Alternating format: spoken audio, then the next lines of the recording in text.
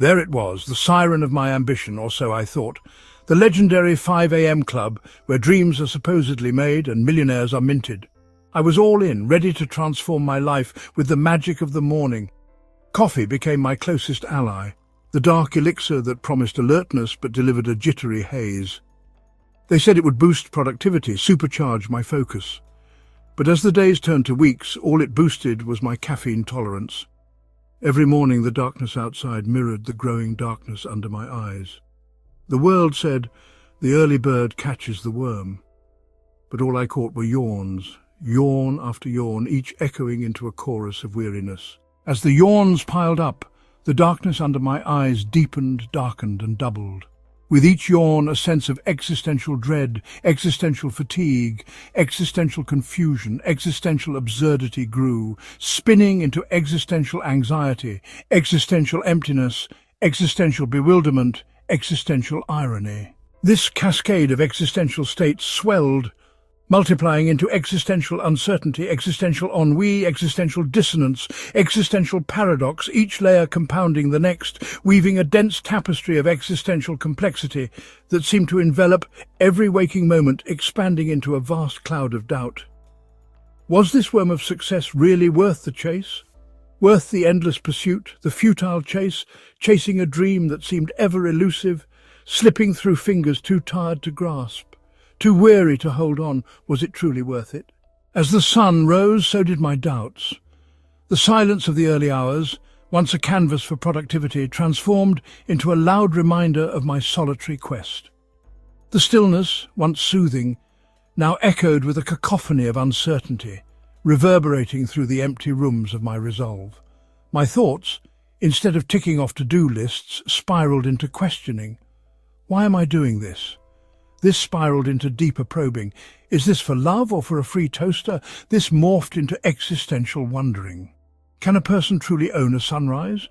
Or do we just rent them daily? And this expanded into philosophical pondering. If I scream in an empty room at dawn, does it make a sound or just a bad start to the day? Each question grew wilder, building a complex labyrinth of doubt that the morning light seemed to illuminate yet offer no escape from.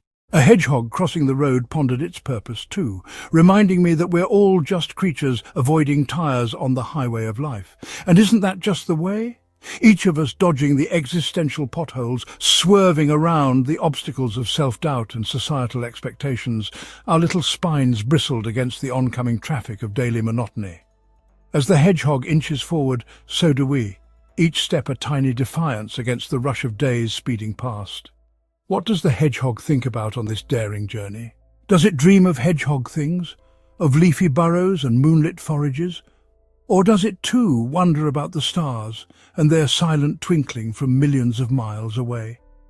Does it pause, quills quivering, to contemplate the absurdity of its tiny existence against the vast asphalt universe, pondering if its little life is a metaphor for our own human hedges against the dark?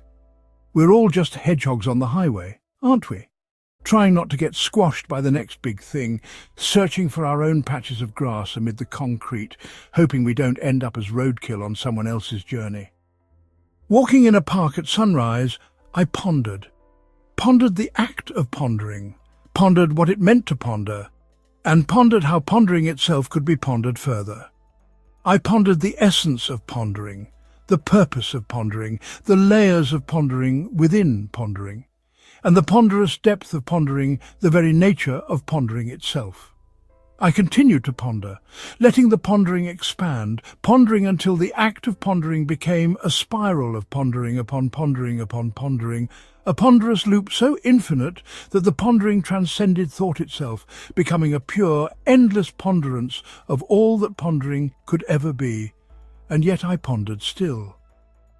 487 octononagintilones, 623 septenonagintilones, 879 sexnonagintilones, 352 quinquanonagintilones, 764 quatornonagintilones, 892 trenonagintilones, 657 duononagintilones. 938 nonagintilones, 473 nonagintilones, 587 novemoctogintilones. 632 octogintilones, 724 septemoctogentillones, 894 sexoctogentillones, 376 quinoctogentillones, 984 quattroctogentillones, 673 trioctogentillones, 529 duoctogentillones, 478.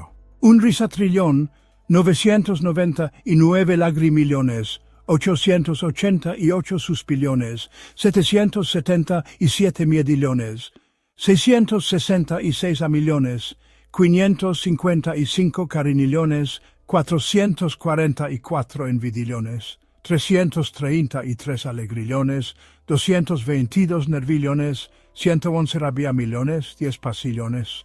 Un dragontrillón, 999 fenixilones, 888 unicorrillones, 777 centaurillones, 666 jadillones, 555 sirenillones, 444 elfillones, 333 duendillones, 222 trollones, 111 ogromillones, 10 castillones, 555 quinquacentillones of ideas about success.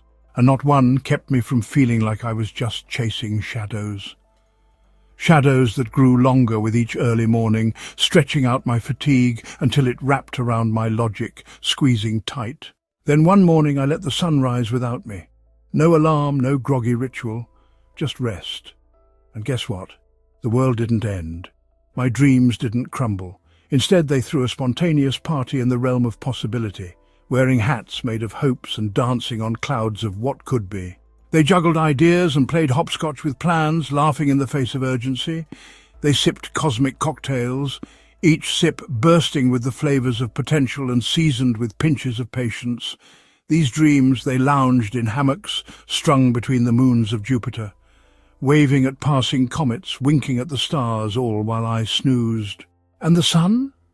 Oh, it put on its most spectacular show yet, parading across the sky in a robe of radiant fire, casting a golden glow that whispered, "Take your time, I've got this simmering, sizzling, spinning, watch me juggle planets like hot potatoes. I've got this galaxy on a glittering disco ball, swirling through the cosmic dance floor. Take your time while I orchestrate comets to conga across the nebulae and teach black holes to blow bubbles.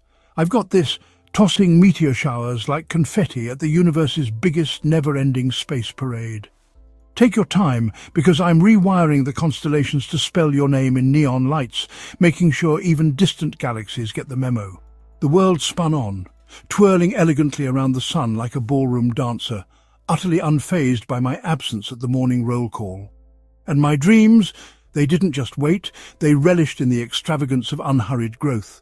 They sculpted time into statues of calm and serenity. They painted my future in strokes of leisurely genius. So as I embraced the rebellion of rest, the universe chuckled and the galaxies applauded in slow motion, because finally here was a human who understood that sometimes the best way to catch up with life is to just stop running. Turns out waking up at 5 a.m. didn't make me rich. It just made me tired. And the real wealth? It was learning that success isn't about the hour you wake up, but the hours you're truly awake. So now I chase my dreams with open eyes at a time that suits me. Because the early bird catches, well, maybe just a bit more sleep. Or perhaps 999 gugoles, 888 gugoles, 777 octogogoles, 666 septemgugoles, 555 quinquacentillones de momentos más of delightful slumber, 999 Google Plexes, 888 novem Google Plexes, 777 octo Google Plexes, 666 septem Google Plexes, 555 sex Google Plexes, 444 quattrocentillones of blissful seconds snatched from the clutches of the alarm clock, transforming each un pizzatrillón, 999 cheeseburguillones, 888 tacolones, 777 pastillones, 666 cupcaquilones, 555 donutillones, 444 croissantillones, 333 trecentillones of hurried mornings into un quectrillón,